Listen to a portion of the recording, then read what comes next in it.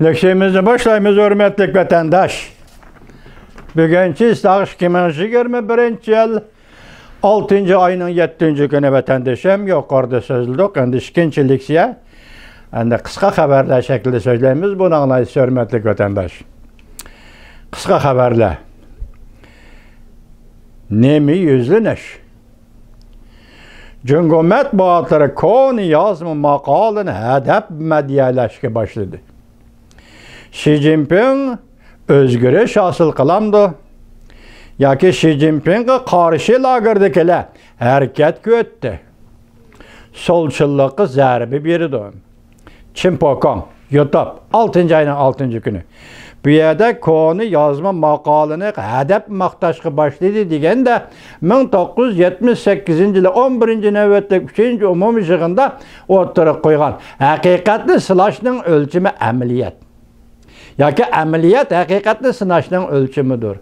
Bu ölçemni, bu makalını huyaban tasdiqlash şeklide degendek, ya ki nazaret kılış şeklide yazıp ilan kılgan makale eken. Bugün kichkina anlap baktım Çinpokon'un sözünü.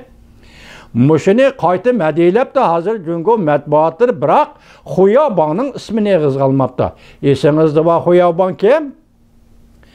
Tibet'ke altı maddelik siyaset, Uygur'ga altı maddelik siyaset, Uyguristan'ga altı maddelik siyaset belgilegen adam. Sekretari Kompartiyanın. Yani bir haber. Tayvanlikler bu şiar bol. Zor özgürlüş harpsideki sezgör cimcitlik. Xi Jinping hayat mamatlık uğraşıga tayyarlık kılawatıdı.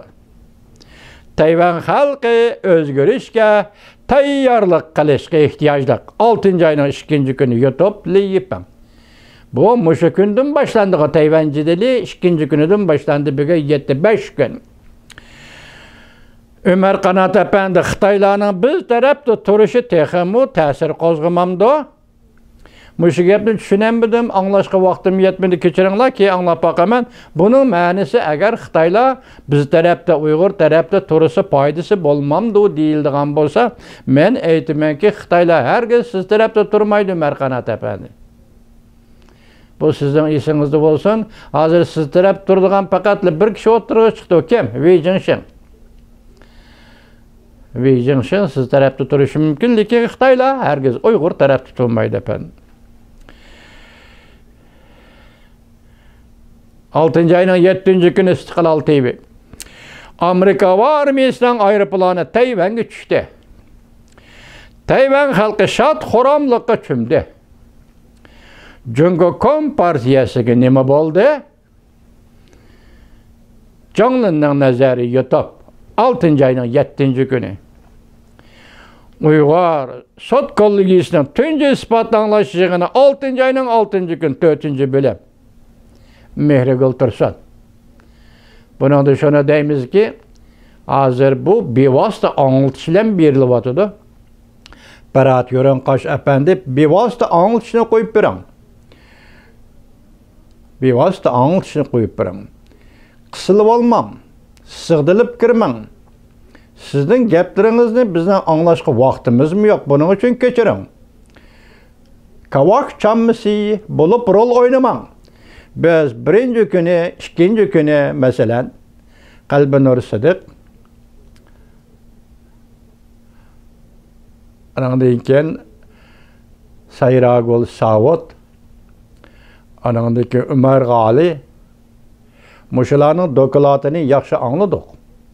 Lekin siz arg'a qisilib kirilib keyingi vaqtlarda kavak chammasi berib biz bu keyingilarning so'zini to'g'ri anglayolmay qoldik.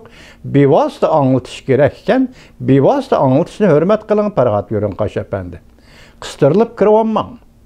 Avval bevosita anglatishni berib etib, andan keyin buni maxsus programma qilib ishlab chiqib, xalqqa Uyg'ur xalqiga topshiring Farg'at Yo'ron Qosh efendi. Bo'lamdi? Hozir mening ko'rayotgan tartibim butunlay buzilib ketdi. Sizning mushu qiliqingiz bilan tartib butunlay buzilib ketdi.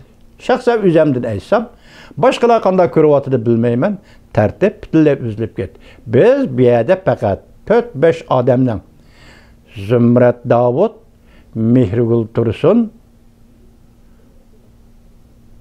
Tursunay Ziyavuddin, Sayragül Savut, Qalbinur Sidiq qatarlıq guvahlıq yoki şahidlarning so'zini anglaymiz deb ayaga tikilib turyapmiz. Sizning nima ish qilganligingiz, qilmaganligingiz, qancha padazlisingiz, o ketaversin, birat ko'ring Qosh apandi. Bu qatimki bevosita anglatishga buzg'unchilik qilmang apandi. Şıtav xabarları, çoğun aşkarılaş, asaslık matbuatla keçirgili bulmaydıgan matbuat hatalık ötközde. Sabık Devlet İşler Katibi Kandiliza Rais Hanım, solçu matbuat CBS ne qattiq tanqid qildi. Juqumluq virusning tajribaxonadan chiqib ketganligi to'g'risidagi xabarlarni qasddan yoshirdi.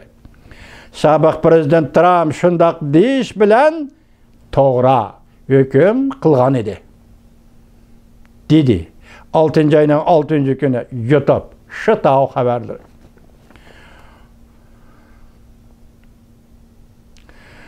Hong Kong meselesi 7 davlat yig'inida Angliyaning sobiq 6 nafar diplomati uch xat e'lon qilib, Angliya hukumatining Hong Kong meselesini 7 davlat yuqori darajaliklar suhbatida o'tirg'a qo'yishni talab qildi. Bayroq chiqarish yo'li torbiti 6 ayning 6 kuni YouTube. Demek biz bugün Angliya diplomatları Hong Kong meselesini o'tirg'a qo'yishni talab qildi. Biz Uyg'urlarcha Xudodan tilaymiz, Amerika Qo'shma Shtatlariga nusrat ato qil Allah. 7 davlat yig'inida Amerika Qo'shma Shtatlarining Uyg'ur meselesini o'tirg'a qo'ydiganligiga ishonamiz. Hozir Kanada yuqumli virus meselesini o'tirg'a qo'ydigan bo'ldi. Hozir endi Angliya diplomatlari Hong Kong meselesini o'tirg'a qo'yishni talab qildi. Biz Uyg'urlar Amerika Qo'shma Shtatlarining 7 davlat yig'inida Uyg'ur meselesini, Uyg'uriston meselesini, irqiy qirg'inchilik meselesini o'tirg'a qo'yishini umid qilamiz.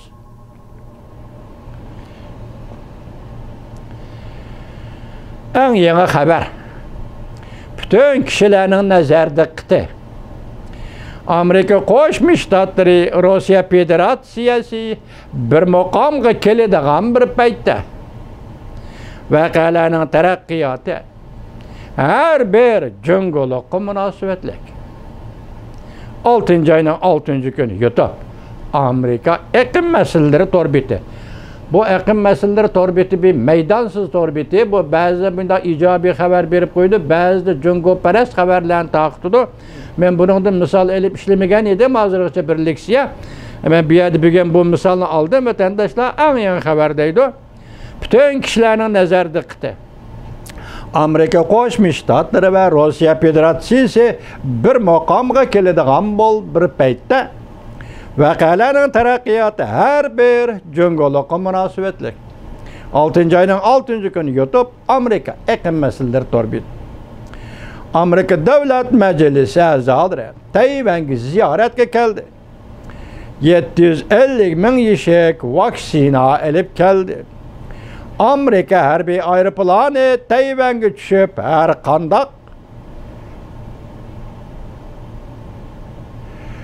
qandaq taglikni va har qandaq sizilgan siziqni bosib tashladi. Bu jungo qaratilayotgan gap.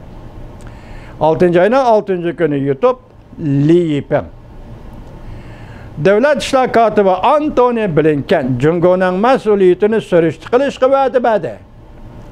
Masalani umumyuzlik topshirsa, jungoning o'ziga foydali deb ko'rsatdi. Yuqorida vatandosh vaksina, Tayvanga elib berilgan vaksinani men 750 ming yeshik dedim. Zaten bu qanchalik men xato qildimmi yoki to'g'ri qildim bilmayman. Siz diqqat qiling vatandoshim shu songa. Xitoycha sonni to'liq o'qishni bilmayman. Buning uchun kechiring meni.